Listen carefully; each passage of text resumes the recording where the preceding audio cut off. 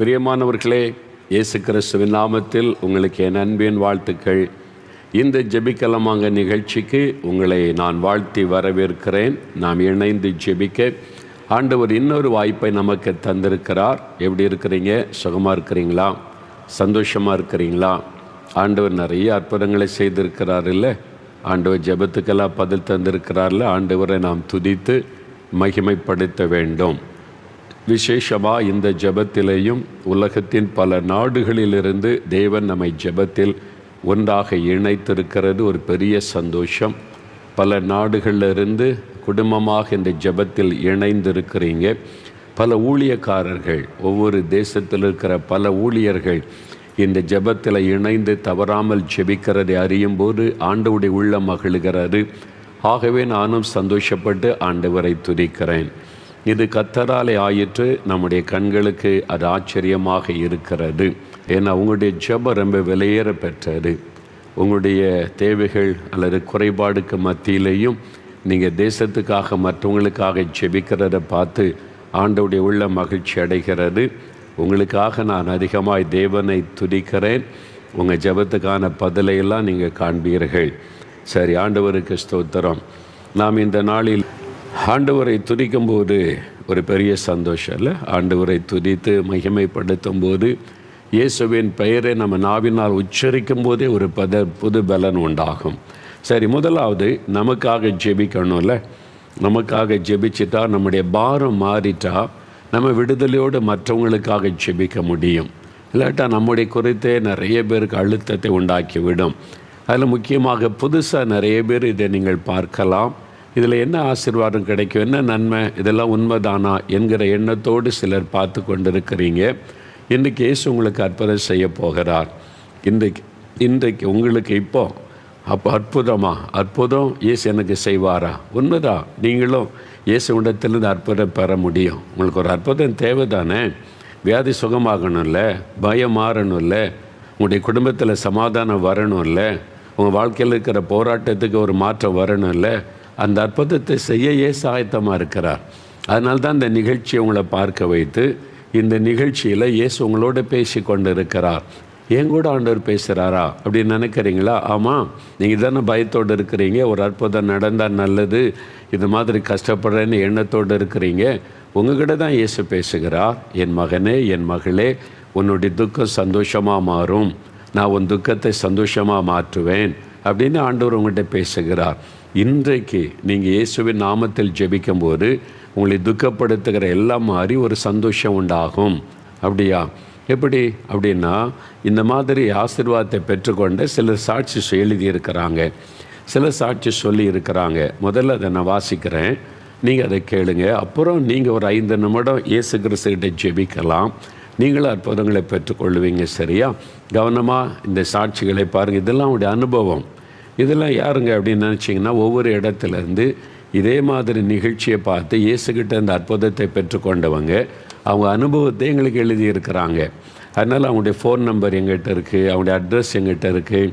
சும்மா யாரும் சாட்சி சொல்கிறதுன்னா நாங்கள் வாசிப்பது இல்லை. அதை விசாரித்து அதை கன்ஃபார்ம் பண்ணி அந்த மாதிரி சாட்சியை தான் உங்களுக்கு நாங்கள் வாசிக்கிறோம். சரியா? வீடியோவில் கூட நீங்கள் பார்க்க போகிறீங்க. அப்போ உங்களுக்கு தெளிவாக தெரிஞ்சிடும். கவனமாக கேட்குறீங்களா? இந்த சில சாட்சிகள் தான் பாருங்கள். முதலாவது, சென்னையிலிருந்து சகோதரி ரம்யா அவங்க எழுதியிருக்கிறாங்க. என்ன எழுதியிருக்காங்கன்னா, என் அண்ணன் அதிக குடிப்பழக்கம் உள்ளவர். அவர் உடல்நிலை மோசமாகி மருத்துவமனையில் சேர்க்கப்பட்டார். 2 மாதங்கள் மருத்துவமனையிலேயே சிகிச்சை பெற்று வந்தார். மருத்துவர் அவரை சோதித்து பார்த்து, இதற்கு மேல் எதுவும் பண்ண முடியாது, அவர் விரும்புவதையெல்லாம் அவருக்கு கொடுங்கள், அவருடைய உடல் உறுப்புகள் அனைத்தும் செயல் இழந்து விட்டதாகவும் இன்னும் 3 அல்லது 4 நாள் மட்டுமே உயிருடன் இருப்பார் என்றும் கூறினார். அவங்க பாருங்கள், 2 மாதமாக வச்சாச்சு, என்னென்ன ட்ரீட்மெண்ட் கொடுத்தாச்சு, இதுக்கு மேலே பிழைக்க வாய்ப்பு இல்லை, அவருடைய உறுப்புகள் எல்லாம் செத்து விட்டது, இன்னொரு 4-5 நாள் அல்லது 3-4 நாள் தான் உயிரோடு இருக்க முடியும் சொல்லிட்டாங்க. அவரின் உடல் உறுப்புகள் அனைத்தும் செயல் இழந்து விட்டதால் அவரின் வயிறு உப்ப ஆரம்பித்து ஒரு மாசமான நிறை மாத கர்ப்பிணி போல் அவருடைய வயிறு வீங்கி அப்படி ஆகிவிட்டார். அவர் தண்ணீர் குடித்தால் கூட வாந்தி எடுத்து விடுவார். என் வீட்டில் உள்ள அனைவரும் அவர் இறந்த பின்பு அவரை அடக்கம் செய்ய வேண்டிய அனைத்து ஏற்பாடுகளும் செய்து கொண்டிருந்தனர். என்ன சொல்லிட்டாங்க, சிறந்து போயிடுவார்னு அடக்கத்துக்கான காரியம்லாம் செய்ய ஆரம்பிச்சிட்டாங்க. ஆனால் எனக்குள் ஒரு விசுவாசம் எழுந்தது. இறந்தவரையே உயிரோடு எழுப்பின கடவுள் இயேசு என்று நான் அவருக்காக விசுவாசத்தோடு ஜெபித்ததும் மட்டுமன்றி என் அண்ணனுக்கும் ஆண்டவர் இயேசுவை பற்றி கூறி அவரை ஒப்பு கொடுக்க வைத்தேன். பாருங்கள், இவங்களுக்கு ஒரு விசுவாசம், செத்து போயிடுவாங்க, மரிச்சிருவாங்க, அடக்கத்துக்கான எல்லா ஏற்பாடு நடக்குது. ஆனால் இயேசுவால் அவரை உயிர்ப்பிக்க முடியும், சுகம் கொடுக்க முடியும். விசுவாசம். தன் சகோதரனுக்கு சாக கிடக்கிற சகோதரனுக்கு சொல்கிறாங்க, இயேசு உனக்கு உயிர் கொடுக்க முடியும், நீ அவர்கிட்ட ஜெபம் பண்ணுன்னு சொல்லி அவர் மரணப்படுக்கையில் ஜெபிக்கிறார். என்ன நடக்குது பாருங்கள். நானும் இந்த ஜெபிக்கலாமாங்க நிகழ்ச்சியை பார்த்து ஜெபத்தில் கலந்து கொண்டு அவருக்காக கண்ணீருடன் ஜெபித்து வந்தேன். ஆண்டவர் என் ஜெபத்தை கேட்டார். உயிருக்கு போராடிய என் அண்ணனை ஆண்டவர் அனைத்து கண்களுக்கு முன்பாக உயிரோடு சாட்சியாக மாற்றிவிட்டார். இப்பொழுது அவர் முன் இருந்தது போல சகஜமான நிலைமைக்கு திரும்பிவிட்டார். இப்பொழுது குடிப்பதில்லை, இப்பொழுது வேலைக்கும் செல்கிறார். தேவனுக்கே மகிமை. பாருங்க, மரணப்படுக்கை, செத்து போயிடுவார் டாக்டர் சொல்லிட்டாங்க. ஆனால் ஒருவர் உத்தரவாதம் எடுத்து ஜெபித்தபடியினால் நாம் எல்லாம் ஜெபிக்கும்போது அவங்க இணைந்து ஜெபித்திருக்கிறாங்க. ஆண்டவர் மரித்து போன உறுப்புகளை உயிர் பெறச் செய்து அவருக்கு அற்புதமாக சுகம் கொடுத்து குடிப்பழக்கத்தின் விடுதலையாக்கி அடக்க ஆராதனைக்கு எல்லாம் ஒழுங்கு பண்ணால் இப்போ அவர் வேலைக்கு போகிறாரு. மரண கட்டுகளை மாற்றுகிற ஆண்டவர் உங்களுக்கு செய்வார். எல்லாரும் கைவிட்டு இருக்கலாம், இனி முடியாத மருந்துகள் கைவிட்டு இருக்கலாம், மருத்துவம் கைவிட்டு இருக்கலாம், இனி பிழைக்க வாய்ப்பில்லைன்னு சொல்லியிருக்கலாம்.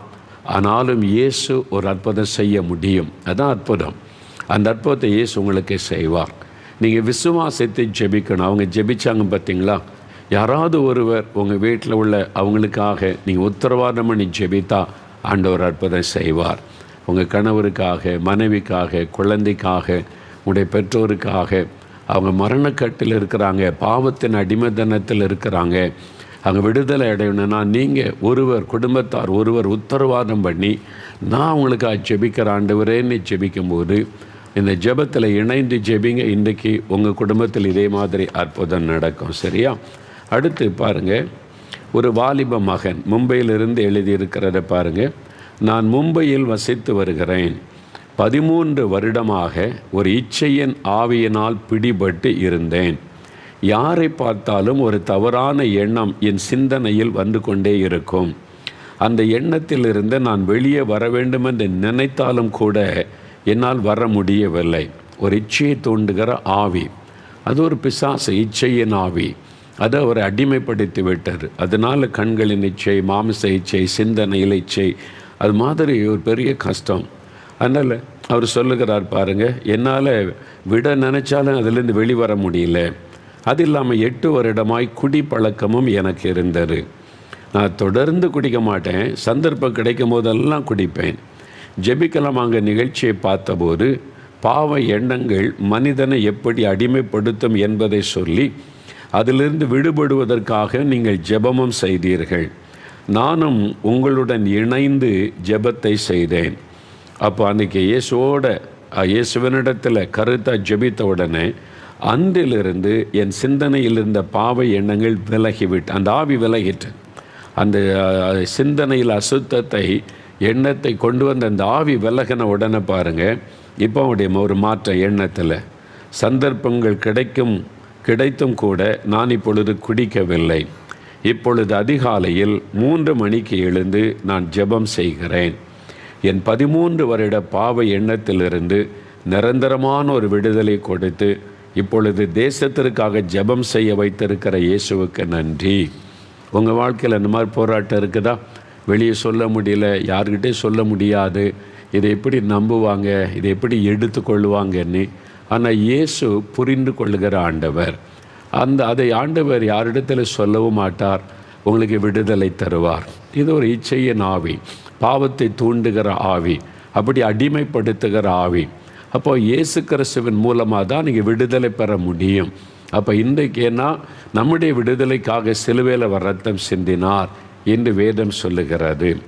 நீங்கள் பாருங்கள், தீத்து 2:14 நம்மை சகல அக்கிரமங்களிலிருந்து விடுதலையாக்க இயேசு சிலுவையிலே தன்னை பலியாய் ஒப்பு கொடுத்தார் என்று வேதம் சொல்லுகிறது. நமக்காக மரித்து உயிர்த்தெழுந்த இயேசுவால் தான் விடுதலை கொடுக்க முடியும். இன்றைக்கு உங்களுக்கு விடுதலை தருவார். எனக்கு இன்னத்தில் ஜெபிக்க போகிறோம். ஜெபிக்கும் போது அந்த விடுதலை பெற்றுக்கொள்வீங்க. அடுத்தது சகோதரி லட்சுமி திருவள்ளூர்லேருந்து எழுதியிருக்காங்க. நான் கடந்த 10 வருடமாக வீசிங் நோயினால் வீசிங் ப்ராப்ளம் நோயினால் மிகவும் பாதிக்கப்பட்டு இருந்தேன். காலையில் எழுந்து தும்ம ஆரம்பித்தால் தொடர்ந்து தும்மல் போட்டுக்கொண்டே இருப்பேன். எங்கும் வெளியே செல்வதற்கு சங்கடமாக இருக்கும். இரவு நேரத்தில் என்னால் தூங்கவே முடியாது. தூக்கமில்லாததினால் எப்பொழுதும் சோர்வாகவே இருப்பேன். கடந்த வாரம் நடைபெற்ற அற்புத பெருவிழாவில் வியாதியஸ்தர்களுக்காக நீங்கள் ஜெபித்த போது வியாதி உள்ளவர்கள் வியாதி உள்ள இடத்தில் கை வைத்து ஜெபிங்கள் என்று சொன்னீர்கள். நானும் என் இருதய பகுதியில் கை வைத்து ஜெபம் செய்தேன். அப்பொழுதே ஒரு சுகத்தை உணர்ந்தேன். அது ஆண்டவருடைய வல்லமை தொட்டது, சுகமானதை உணர்ந்திருக்கிறாங்க. மறுநாளிலிருந்து எனக்கு தும்மலோ சளியோ வரவில்லை. கடந்த 1 வாரமாக நன்றாக சுகமாக உற்சாகமாக இருக்கிறேன். என் ஜெபத்தை ஏற்றுக்கொண்டு 10 வருட வியாதி படுக்கையிலிருந்து இயேசு சுகம் கொடுத்ததற்காக அவருக்கு நன்றி. பாருங்கள், 10 வருஷம் வீசிங் ப்ராப்ளம், அதிலிருந்து தினமும் பிரச்சனை, தும்மல் ஆரம்பிக்கும், வீசிங். ஆண்டவர் பாருங்கள், அந்த விடுதலை பெருவிழாவில் ஜெபித்த போது இயேசு தொட்டு குணமாக்கி விட்டார். இன்றைக்கி நீங்கள் சுகம் பெறுவீங்க. எந்த வியாதியானாலும் ஜெபிக்க ரெடியாக இருங்க, விடுதலை சுகத்தை பெற்றுக்கொள்வீங்க. சகோதரி ஞான பிரகாசி திருநெல்வேலி. எனக்கு திருமணமாகி 21 வருடங்கள் கடந்தும் குழந்தை பாக்கியம் இல்லாமல் சொல்ல முடியாத துயரத்தில் இருந்து வந்தேன். 2 முறை குழந்தை இறந்தே பிறந்தது. இது ரொம்ப துக்கம் இல்லை? குழந்தையில் 21 வருஷமாக 2 முறை குழந்தை இறந்தே பிறந்திருக்கிறது. எவ்வளவோ மருத்துவ முயற்சிகளை செய்து பார்த்து விட்டோம். எல்லாம் தோல்வியில் தான் முடிந்தது. ஒரு முறை இயேசு விடுவிக்கிறார் ஜெபக்கூடாரத்தில் விசேஷமாக நடைபெற்ற கற்பத்தின் கனி ஆசீர்வாத ஜெபத்தில் கலந்து கொண்டு அதன் பிறகு ஜெபிக்கலாமாங்க நிகழ்ச்சியை தொடர்ந்து பார்த்து ஒவ்வொரு நாளும் விசுவாசத்தோடு ஜெபம் செய்து வந்தேன். என் சிறுமையை பார்த்த இயேசு கடந்த வருடம் எனக்கு ஒரு அழகான ஆண் குழந்தையை கொடுத்திருக்கிறார். என் 21 வருட நிந்தையை நீக்கின இயேசுவுக்கு நான் வாழ்நாள் முழுவதும் நன்றி செலுத்துவேன். 21 வருடம் குழந்தை இல்லை. பாருங்கள், ஜெபத்தை கேட்டு ஆண்டவர் ஆசீர்வதித்து இழந்து போன ஆசீர்வாதத்தை தேவன் கொடுத்து விட்டார். ஆண்டவருக்கு நன்றி. இன்னொரு சகோதரர் பாருங்கள், இஞ்ஞாசி என்பது கள்ளக்குறிச்சியை சார்ந்தவர். நான் கடந்த 53 வருடமாக பீடி புகைக்கும் பழக்கத்திற்கு அடிமையாக இருந்தேன். விட வேண்டும் என்று நினைத்தாலும் கூட நான் விட முடியாத அளவிற்கு அடிமையாக இருந்தேன். உங்களுடைய ஜெபிக்கலாமாக நிகழ்ச்சியை தொடர்ந்து பார்க்க ஆரம்பித்தேன். விளையாட்டாய் ஆரம்பிக்கிற பாவ பழக்கங்கள் நம்மை அடிமைப்படுத்தி இருக்கின்ற காரியங்களை குறித்து விளக்கி அவற்றிலிருந்து வெளியே வருவதற்காக நீங்கள் ஜெபமும் செய்தீர்கள். நானும் அந்த ஜெபத்தை தொடர்ந்து செய்தேன். இப்பொழுது 6 மாதமாக நான் இந்த புகைப்பிடிப்பதே இல்லை. இயேசு அதிலிருந்து விடுதலை கொடுத்து விட்டார். அந்த எண்ணம் கூட எனக்கு வரவில்லை. இப்பொழுது எனக்கு வயது 70. 53 வருடமாக நான் இந்த பழக்கத்துக்கு அடிமைப்பட்டிருந்தேன். இந்த வயதில் இயேசு எனக்கு விடுதலை கொடுத்துட்டார். பாருங்கள், 53 வருஷம் ஒரு அடிமைத்தனம். புகைப்பிடிக்கிறது நல்ல பழக்கமாக? அது வியாதியை கொண்டு வரும், சரீரத்தை பாதிக்கும். நம்முடைய சரீரம் தேவனுடைய ஆலயம். ஆண்டவர் சொல்கிறார், உங்களுடைய சரீரம் தேவனுடைய ஆலயம், நான் அங்கே தான் வாசம் பண்ணுவேன். ஒருவன் தன் சரீரத்தை கெடுத்தால் அவனை நான் கெடுப்பேன் ஆண்டவர் சொல்கிறார். என்ன, சரீரம் ஆண்டவர் வாசம் பண்ணக்கூடிய ஆலயம். அதை கெடுத்தா புகையை விட்டு பாக்கு போட்டு புகையில போட்டு போதை வஸ்துகளை பயன்படுத்தி கெடுக்கும்போது அது நமக்கு நாமே வருவித்து கொள்கிற சாபம். அதனால் பாருங்கள், ஆண்டவர் விடுதலை கொடுத்துட்டார். 53 வருடம். நீங்கள் கூட நினைக்கலாம், 40 வருஷமாக குடிச்சிக்கிட்டே இருக்கேன், 25 வருஷமாக குடிக்கிறேன், இதெல்லாம் விட முடியாதுங்க நினைக்கிறீங்களா? இயேசுவால் விடுதலை கொடுக்க முடியும் இன்றைக்கு. சரியா? இன்னும் 2 சாட்சி வீடியோவில் நீங்கள் பார்க்க போகிறீங்க. நல்ல கவனிங்க. இந்த சாட்சி 2மே ஆண்டவர் எப்படி விடுதலை கொடுக்கிறார் என்பதற்கான சாட்சி. பிசாசு போராட்டத்திலிருந்து எப்படி விடுதலை தர்றாரு, அப்புறம் பாவ பழக்கம், மதுபானத்தில் கஷ்டப்படுறீங்களா, விட முடியலன்னு இந்த சாட்சியை கவனிங்க. இது முடிஞ்ச உடனே 5 நிமிஷம் ஜெபம் பண்ண போகிறோம். இந்த ஜெபத்தில் இன்றைக்கு உங்களுக்கு விடுதலை இயேசு தரப்போகிறார். சரியா? அதனால் இந்த 2 வீடியோ பார்த்த பிறகு நம்ம ஜெபிக்க போகிறோம். நீங்கள் இயேசு உங்களுக்கு என்ன செய்ய முடியும் என்பதை இந்த வீடியோ பார்க்கும்போது அறிந்து கொள்ளுவீங்க. அப்போ உங்கள் ஜெபத்துக்கு தேவன் எவ்வளோ மரியாதை கொடுத்து அற்புதம் செய்கிறார் என்பதை அறிந்து கொள்ளுவீங்க. ஜெபிக்க ஆயத்தமாகுங்க. இந்த வீடியோ பார்க்கலாம். முதலாவது சகோதரி மகேஸ்வரி நாகர்கோயில், அதை தொடர்ந்து சகோதரி சசிரேகா திருநெல்வேலி. இந்த 2 சாட்சியை பார்த்த பிறகு நம்ம ஜெபிக்கலாம். சரியா? இது ஒரு அனுபவம். அவங்க ஜெபம் பண்ணி இயேசு கிறிஸ்துவின் மூலமாக அற்புதங்களை பெற்றுக்கொண்ட அனுபவம். கணவர் பாருங்கள், 25 வருஷம் குடி பழக்கம், பிள்ளைகள் பாதிக்கப்பட்டு, மனைவி பாதிக்கப்பட்டு, நிந்தை, அவமானம், ஏன் வாழணுன்ற எண்ணம். ஆனால் ஜெபம், அந்த ஜெபத்தினால இப்போ இயேசு விடுதலை கொடுத்து இவெல்லாம் மாறவே மாட்டாங்க அப்படின்னு நினைக்கிறீங்களா? இயேசுவால் மாற்ற முடியும். இயேசு அற்புதங்களின் தேவன். இன்றைக்கி உங்கள் வீட்டில் உங்கள் கணவரோ சகோதரனோ அல்லது உங்கள் வீட்டில் யாரோ ஒருவர் இது மாதிரி பழக்கத்துக்கு அடிமைப்பட்டு பாதிக்கப்பட்டு இருக்கிறீங்களா? நீங்கள் உத்தரவாதம் பண்ணி ஜெபிங்க, ஆண்டவர் அவங்களை விடுதலை தருவார். யாரோ ஒருவர் மதுபானத்தில் இத்தனை வருஷம் அடிமைப்பட்டுட்டேன், என் வாழ்க்கையே நாசமாக போச்சுதே, எனக்கு ஒரு விடுதலை கிடைக்குமான்னு நினைக்கிறீங்களா? இன்றைக்கு இயேசு விடுதலை தருவார். இப்போ ஜெபிக்க போகிறோம். நீங்கள் அதுக்கு அங்கேருந்து கால்நடையாக 4 மாடிக்கு வரணும், நீங்கள் இது மாதிரி விரதம் இருக்கணும், ஒன்றும் தேவையில்லை. விசுவாசிங்க. இப்போ இயேசு உங்கள் வீட்டில் உங்கள் பக்கத்தில் இருக்கிறார். இயேசுவே விடுதலை தாங்கன்னு அவருடைய பெயரை சொல்லி கூப்பிட்டா உடனே விடுதலை. அதான் மிராக்கிள் டெலிவரன்ஸ், அற்புத விடுதலை. இயேசுவால் இந்த அற்புதம் செய்ய முடியும். பாருங்கள், அந்த சகோதரிக்கு பார்த்தீங்களா, 7 வருடமாக பிரச்சனை, 2 வருஷமாக பிசாசு போராட்டம். பிசாசு ரூமுகளை நிற்கும்.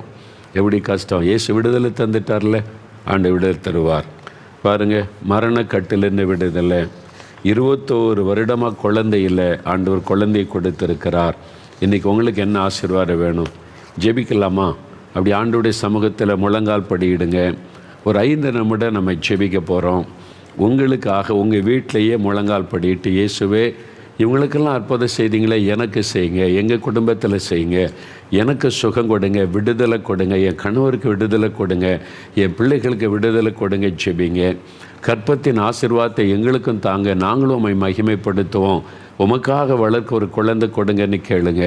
இந்த பிசாசு போராட்டத்தை விடுதலை கொடுங்க. தூங்க முடியல, பயம், தற்கொலை எண்ணெல்லாம் வருது, இயேசுவே விடுதலை கொடுங்க அப்படின்னு கேளுங்க. இயேசுன்ற பெயரை சொல்லி கூப்பிட்டாலே அற்புதத்தை இயேசு செய்து விடுவார். ஜெபிக்கலாமா? அப்படியே கண்களை மூடுங்க. உங்களுடைய கண்களுக்கு முன்பாக இயேசுவை கண்முன்னால் நிறுத்தி, உங்கள் பக்கத்தில் தான் இயேசு நிற்கிறார் என்ற விசுவாசத்தோடு, இயேசுவே என்னை தொடுங்க, இயேசுவே எனக்கு விடுதலை கொடுங்க.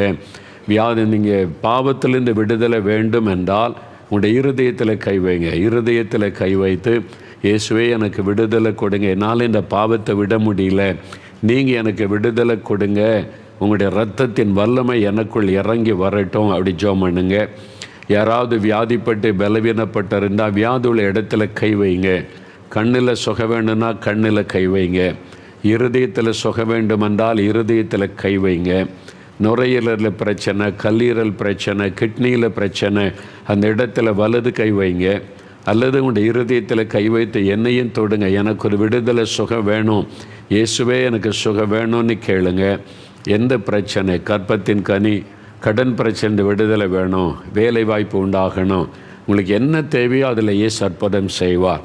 தடையாக இருக்கிற பாவத்தெல்லாம் மன்னிங்க, என்னை பாவத்திலிருந்து விடுதலை கொடுத்து என்னை ஆசீர்வதிங்க. அப்படி கேட்குறீங்களா? ஜெபம் பண்ணுங்க. ஜெபம் பண்ணுங்க. வாய் திறந்து, இயேசுவே என்னை தொடும், இயேசுவே விடுதலை தாரும், இயேசுவே என் கணவரை தொடும், இயேசுவே என் மனைவியை தொடுங்க, இயேசுவே எங்கள் அப்பா அம்மாவை தொடுங்க, ஆசீர்வதிங்க, சுகம் கொடுங்க. பிள்ளைகள் ஜெபம் பண்ணுங்க. குட்டி பிள்ளைகள் ஜெபித்தா இயேசு உடனே அற்புதம் செஞ்சிருவார். நீங்கள் விசுவாசத்தோடு ஜெபிக்கிறவங்க ஜெபம் பண்ணுங்க, ஜெபம் பண்ணுங்க, கேளுங்க, ஜெபிங்க, ஜெபிங்க. இயேசுவே என்னை தொடும், இயேசுவே விடுதலை தாரும், இயேசுவின் நாமத்தில் விடுதலை, இயேசுவின் நாமத்தில் சுகம், இயேசுவின் நாமத்தில் அற்புதம், இயேசுவின் நாமத்தில் பிசாசின் கிரியைகள் அழியட்டும், இயேசுவின் நாமத்தில் சாத்தானுடைய வல்லமை அழியட்டும், இயேசுவின் நாமத்தில் எங்கள் வீட்டுக்குள்ளே இருக்கிற அசுத்தாவி விலகி போகட்டும், இயேசுவின் இரத்தத்தை வீட்டுக்குள்ளே தெளிக்கிறோம். இனி இந்த பொல்லாத ஆவி வீட்டுக்குள்ளே வரக்கூடாது, பயப்படுத்துகிற ஆவி, தூக்கத்தை கெடுக்கிற ஆவி அறைக்குள்ளே வரக்கூடாது, எங்கள் வீட்டுக்குள்ளே வரக்கூடாது. இயேசுவின் நாமத்தில் விலகி போ, இயேசுவின் நாமத்தில் எங்கள் வீட்டை விட்டு விலகி போ பிசாசே, இயேசுவின் ரத்தத்தை வீட்டுக்குள்ளே தெளிக்கிறோம். அப்படி சொல்லுங்க. நீங்கள் ஜெபிக்க விடுதலை உண்டாகிறது, ஆவிகள் வெளியேறுகிறது, நோய்கள் மறைகிறது, தடைகள் விலகுகிறது, அற்புதம் நடக்கிறது. இயேசுவே தொடுங்க, இயேசுவே விடுதலை கொடுங்க, இயேசுவின் நாமத்தில் அற்புதம் விடுதலை உண்டாகட்டும். இது ஆண்டவருடைய வல்லமை பலமாக அவங்க மேலே இறங்கி கொண்டு இருக்கிறது. இன்றைக்கு இப்பொழுது உங்களுக்கு விடுதலை. Thank you Lord. பாதிக்கப்பட்ட உறுப்புகளை ஆண்டவர் தொடுகிறார், புதிய உறுப்புகளாய் கர்த்தர் மாற்றுகிறார். பாதிக்கப்பட்ட சிறுநீரகம் ஆண்டவர் புதிதாய் மாற்றுகிறார். சகோதரனே, ஆண்டவருடைய பாவத்தை மன்னித்து சிறுநீரகத்தை புதிதாய் மாற்றுகிறார். இன்றைக்கு எங்களுடைய கிட்னி ப்ராப்ளத்திலிருந்து விடுதலை இயேசுவின் நாமத்தில். ஆண்டவரை துடிங்க. குடிச்சு குடல் வெந்து போச்சு அப்படின்னு சொல்லக்கூடிய அளவிற்கு உள் உறுப்புகள் பாதிக்கப்பட்டு விட்டது. நிறைய பாதிப்புகள். சகோதரனே, இயேசுடைய பாவத்தை மன்னித்து உங்களை குணமாக்குகிறவர். பாதிக்கப்பட்ட அந்த உள் உறுப்புகள் சுகமடைகிறது. உங்களுடைய பாவத்திலிருந்து விடுதலை, வியாதியிலிருந்து விடுதலை. இயேசுவுக்கு ஸ்தோத்திரம் சொல்லுங்க, இயேசுவே நன்றின்னு சொல்லுங்க. குட்டி பிள்ளைகள் உங்கள் ஜெபத்தை கேட்டு உங்களுடைய அப்பா அம்மாவுக்கு ஆண்டவர் விடுதலை தருகிறார், சுகம் தருகிறார். இயேசுவே ஸ்தோத்திரம்னு சொல்லிங்களா? இயேசுவே ஸ்தோத்திரம் எல்லாம் சொல்லுங்க. முடிஞ்ச வலதுகரம் உயர்த்தி, இயேசுவே உங்களுக்கு நன்றி, என் ஜெபத்தை கேட்டீங்க, விடுதலை கொடுத்தீங்க, சுகம் கொடுத்துட்டீங்க, இப்போ என்னை தொட்டுட்டீங்க. ஸ்தோத்திரம். உங்களுடைய வெளிச்சம் எங்கள் வீட்டுக்குள்ளே வந்து விட்டதற்காய் ஸ்தோத்திரம். உங்களுடைய வல்லமை எங்கள் வீட்டுக்குள்ளே இறங்கி விட்டதற்காய் ஸ்தோத்திரம். சுகம் கொடுத்து விட்டதற்காய் ஸ்தோத்திரம். அற்புதம் செய்து விட்டதற்காய் ஸ்தோத்திரம். இயேசுவே உமக்கு ஸ்தோத்திரம். தகப்பனே, இந்த பிள்ளைகளுடைய ஜெபத்தை கேட்டு நீங்கள் கொடுத்த விடுதலைக்காக நன்றி, ஸ்தோத்திரம் என்று உம்மை துதிக்கிறோம்ப்பா. இன்றையிலிருந்து நல்ல மாற்றத்தை உம்முடைய பிள்ளைகள் காணட்டும். இயேசு கிறிஸ்துவின் நாமத்தில் ஜெபிக்கிறோம் பிதாவே. ஆமேன். ஆண்டவர் இன்றைக்கும் நிறைய பேரை தொட்டு சுகம் தந்திருக்கிறாரு. உங்களுடைய ஜெபம் கேட்கப்பட்டது. இனிமேல் என்ன செய்யணும்? இயேசுவே எனக்கு செய்த அற்புதத்திற்காக ஸ்தோத்திரம் அப்படின்னு ஆண்டவரை துதிக்கணும். சரியா? நீங்கள் துதித்த உடனே மாற்றத்தை காண்பீங்க. நீங்கள் அற்புதம் பெற்றுக்கொண்டதை எங்களுக்கு நீங்கள் தெரியப்படுத்தணும். சரியா? அதோடைய ஃபோன் நம்பர் உங்களுக்கு ஸ்க்ரீனில் போடுவாங்கல்ல, அதை குறித்து வைத்து கொண்டு எனக்கு ஜெப நேரத்தில் இயேசு விடுதலை கொடுத்தார், சுகம் கொடுத்தார், பாவத்திலிருந்து விடுதலை, பிசாசெல்லாம் போய்விட்டது, இயேசுவுக்கு நன்றி, நீங்கள் அப்படி தெரியப்படுத்தினீங்கன்னா